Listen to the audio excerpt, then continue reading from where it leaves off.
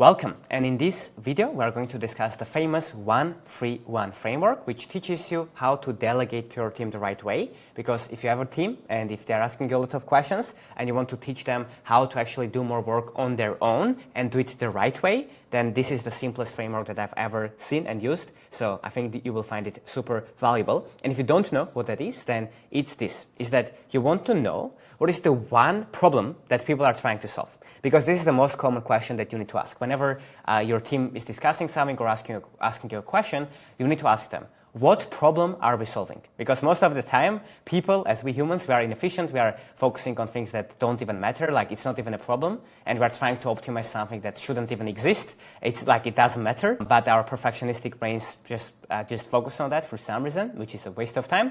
And you want to make sure that whatever you are working on, it's an actual priority. It's a problem that is worth solving in the first place.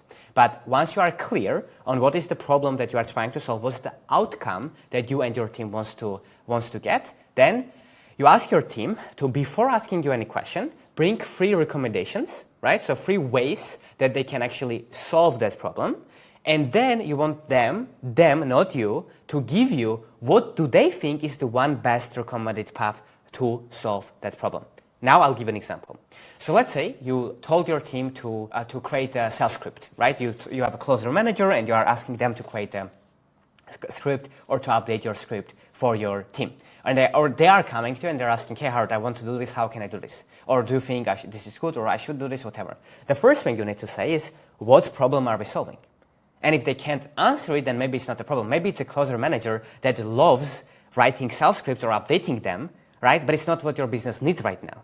So maybe what is the constraint is that the closers are actually, they are not tracking the CRM, they are not updating the stages, they are not tracking their leads properly, they are not following up, so that's what he needs to focus on. But what he wants to focus on, because he likes doing it, is sales scripts. So if you ask, what problem are we solving, does our sales script needs updating? If no, then they shouldn't do it. Boom, the problem is solved, right? That's how you get, again, efficiency in your business, and you teach your team to think in a clear way, and you enforce that standard as a leader yourself.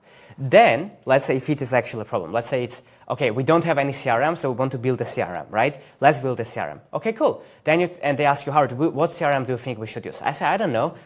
Go and tell me, do research and come back to me and tell me what are the 3 recommendations that you have. What are the 3 best ways that we can do it, right? What are the best 3 CRMs, for example? And they use AI, they do research, they watch videos, and they come and they say, hey, I've watched it, and these are the 3 best CRM softwares that we can use.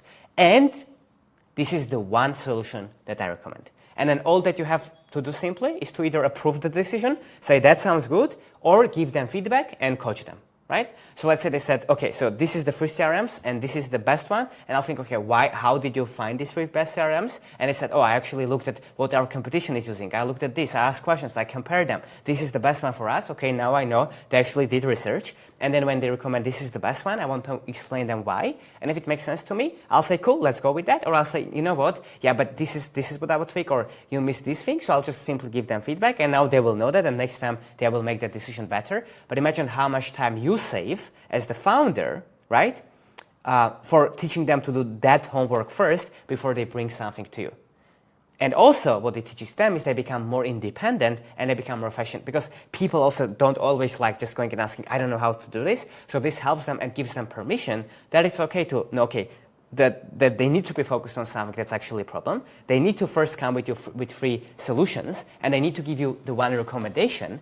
And that's when they get more confidence that they can solve problems on their own, and then it becomes a self-fulfilling cycle. When people become more confident, they become even smarter. You approve decisions, they get even more momentum, because again, they believe in themselves more, and you believe in your team. So like it again keeps compounding, and the culture becomes very strong. And also, sometimes you do give feedback. You teach them how to think. This process itself makes you and them to prioritize better. And with this, they get better, and next time they are making even a better decision. And then what happens is, over time, every single team member that you have, when they do this, your business grows. And of course, you don't have to do this with every single role, right? This is usually for roles where there's some intellectual role involved in it, but it's very rare positions where you shouldn't follow this framework. So hope this helped. So simply said, what is the 1-3-1 delegating to the team framework is every single time teaching to your team that whenever they ask you a question or whenever they're working on something, it needs to be very clear, defined, what problem are we trying to solve. If it's not clear, then we let it go and we focus on what is the thing that we need to be focused on, not what we want to focus on, but what we need to focus on to actually move the needle forward. Then they bring 3 recommendations, and then you give them feedback on their 1 recommendation. You approve it, usually 75-80% of the time you just approve it and that's it. 25% of the time you need to give them some feedback, say, oh, I'll do this, and they just keep getting better. But this saves you time. They become more effective as a team, and you are gonna become a more efficient organization, and that's the goal.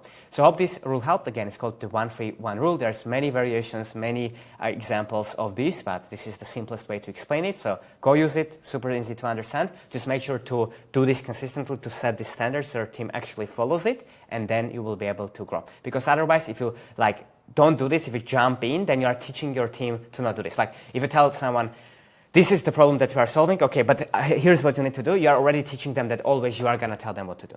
So you need to kind of, lean back, have that discipline of not leaning in and teaching your team to do this. And in the beginning, they might not be as good as you are, but over time, they will get as good as you are, or even 80-90% as good as they are at this thing. And now you can spend all of your time on the thing that matters even more, and you can grow. So hope this video helped. Go and implement, and I will see you in the next one. Now, a lot of these trainings are available for free with all of the templates, AI tools, private feedback for you to be able to implement in your business. And guess what? It's absolutely free. So if you're interested, the link will be down below in the description and you can apply to join there.